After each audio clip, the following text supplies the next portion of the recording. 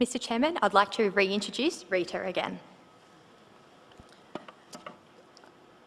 In the Director's report, under reinforcing risk behaviours, it reports that there were 1,026 referable code of conduct breaches for employees based in Australia in 2022, and which 158 employees exited the business.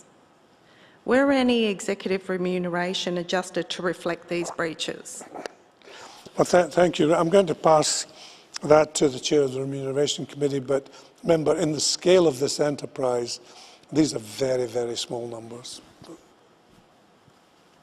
So all of those issues are looked at in detail and are either subject to normal performance management, and they would be reflected in the short-term variable component of people's remunerations, and there'd be adjustments as to whether they had met the objectives that they were required to meet.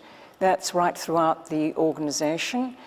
At senior levels, again, each of our executives, starting with the CEO, has a short-term variable component of their package, so performance against those issues. So if there were, failure to meet certain requirements, etc., of targets, that would be reflected. There were no serious material issues that needed to be dealt with the bank as a whole. With individual executives, there was one issue where there's a risk modifier.